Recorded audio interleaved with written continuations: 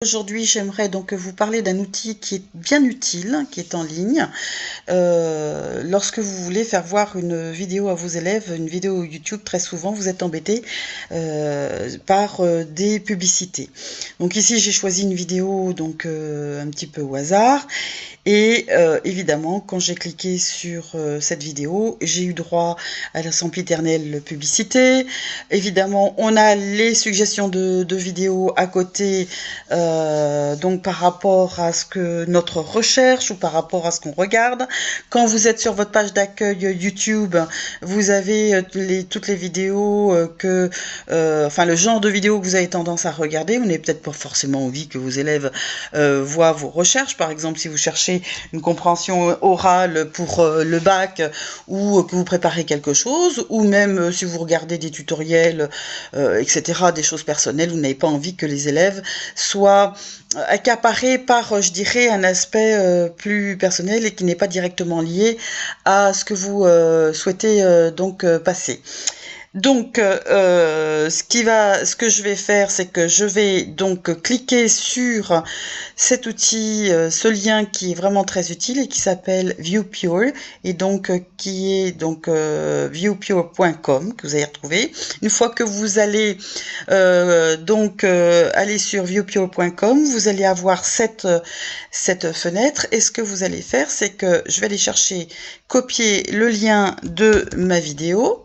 Donc, que je souhaite passer en classe. Je vais la coller dans la fenêtre. Je l'avais déjà fait auparavant, c'est pour ça qu'elle apparaît. Et je vais cliquer sur Purify, donc purifier. Normalement, elle doit s'afficher sans aucune publicité. Donc, on attend quelques secondes. On peut préparer ça à l'avance avant d'aller en cours. Et donc, j'ai ici ma vidéo qui s'affiche. Comme vous pouvez le voir, elle fait donc, alors je n'ai plus la publicité que j'avais tout à l'heure, on peut voir qu'elle fait donc 4 minutes 13. On a la même possibilité que sur YouTube, donc afficher ou non les sous-titres. Maintenant, si je considère que cette vidéo est un peu trop longue, je vais pouvoir la raccourcir. Du moins, je vais pas pouvoir éditer cette vidéo, c'est-à-dire couper la vidéo, mais je vais pouvoir, en donnant le lien aux élèves, leur faire voir que ce que je souhaite qu'ils voient. Donc, soit en leur donnant le lien à eux, si je souhaite qu'ils travaillent à la maison ou en salle multimédia, ou alors directement pour moi, lorsque je passe en cours. Donc, par exemple, je vais commencer à 0 minute 03, mais il faut que je mette dans le bon endroit, donc 03. Et puis, je vais finir à 0 minute 10 secondes, par exemple, voilà. Et puis,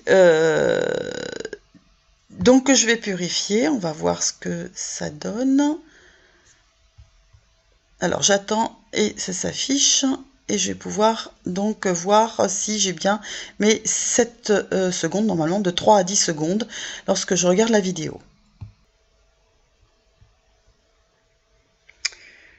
Donc on y va, c'est parti.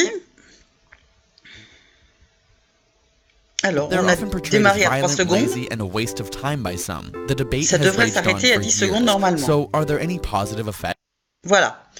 Donc ça c'est très très utile et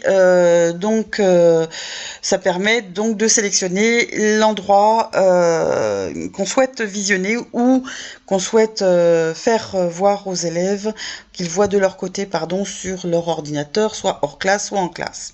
Maintenant, on a une autre possibilité avec ViewPure, qui est très sympa. J'ai oublié de le dire, c'est gratuit évidemment. C'est de personnaliser donc l'adresse. Ce sera plus l'adresse YouTube, mais je vais y mettre par exemple, j'ai mis vidéo game tout simplement.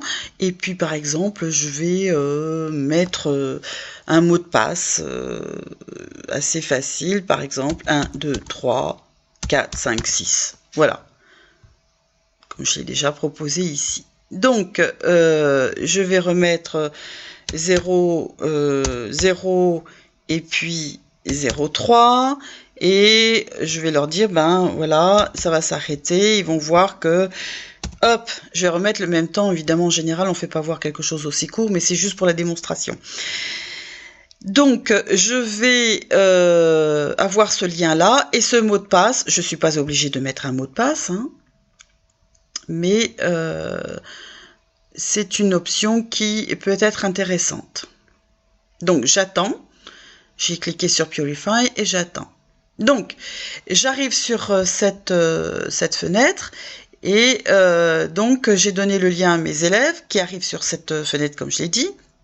Et là, il faut qu'ils tapent le mot de passe. Donc, il me semble que j'ai dit 1, 2, 3, 4, 5, 6, si je ne dis pas de bêtises. Et donc, je vais cliquer sur Unlock. Je ne vais pas enregistrer. Et voilà, normalement, je peux voir ma vidéo. Je vais attendre que le petit triangle s'affiche. Ça prend quelques secondes. Et ensuite, je vais pouvoir voir la vidéo de 3 à 10 secondes. On affiche la totalité de la durée, mais normalement, ça doit s'arrêter à 10 secondes. Donc voilà, j'espère que cet outil vous sera très utile. Merci d'avoir regardé ce petit tutoriel et à la prochaine fois.